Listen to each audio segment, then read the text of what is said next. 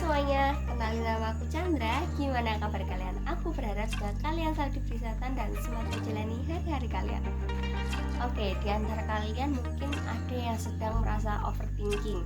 Ada yang bilang entah siapapun itu, tetangga atau siapapun, yang bilang kalau udah bekerja bertahun-tahun tapi belum juga sukses. Tapi coba pahami dulu, apa definisi sukses menurut kalian?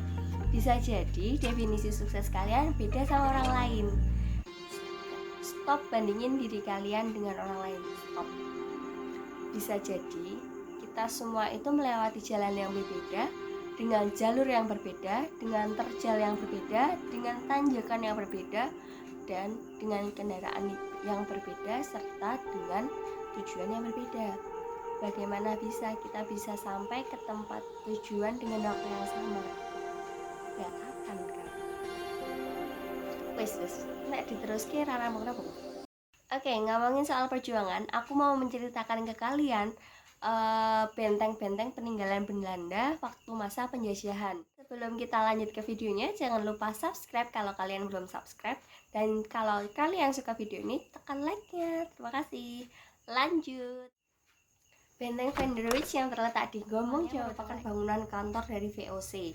Dan pada tahun 1818 di bawah kepemimpinan Gubernur Jenderal Godard Alexander Gerald Philip Baron van der Capellen, bangunan ini dirubah menjadi benteng. Namun ada dua sumber. Yang satu lagi mengatakan benteng ini dibangun pada tahun 1844 oleh Frans David Clausius, yaitu perwira tentara Belanda yang juga ahli dalam bidang perbentengan. Pembuatan benteng ini dibuat oleh 1.400 orang yang berasal dari Banjarmasin dan juga Bagelen.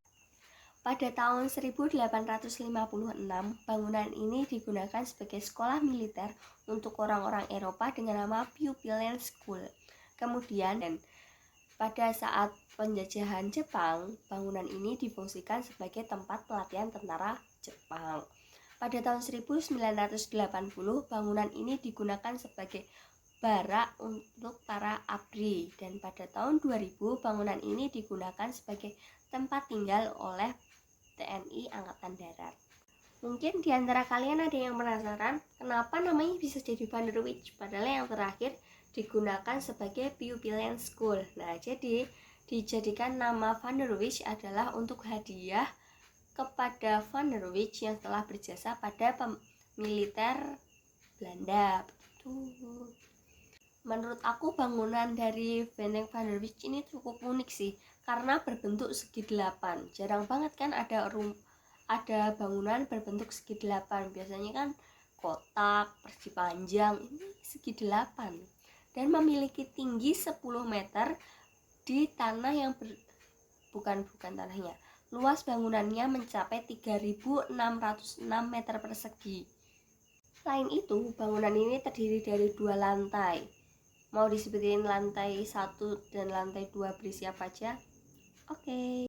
Lantai 1 dari benteng Van der Wijk ini memiliki 16 ruangan berukuran besar, 27 ruangan berukuran sedang, dan terdapat 72 jendela, 62 pintu, 8 tangga untuk naik ke lantai 2, dan 2 tangga darurat. Untuk lantai 2, terdapat 16 ruangan berukuran besar, 25 ruangan berukuran kecil, dan terdapat 4 tangga untuk menuju ke rooftop. Selain itu, banyak juga ruangan-ruangan dari Van der Wijk ini yang digunakan sebagai penjara, rumah sakit, barak dari prajurit, tempat tinggal, dan juga ada makam Belanda.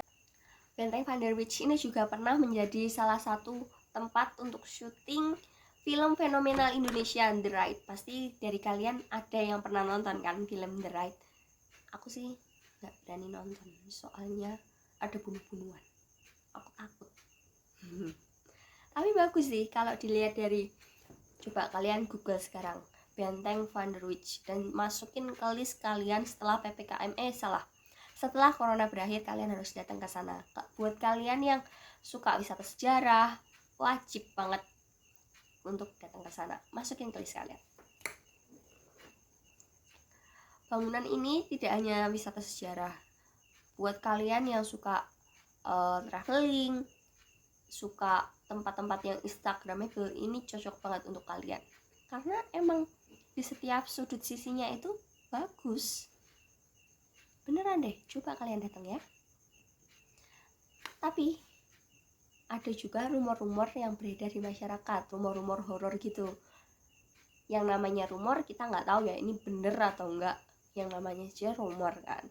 Yang pertama, sering terdengar suara baris berbaris tanpa ada siapapun. Yang kedua, sering terdengar suara tangisan meraung-raung. Wedi aku tenan. Kalian yang orang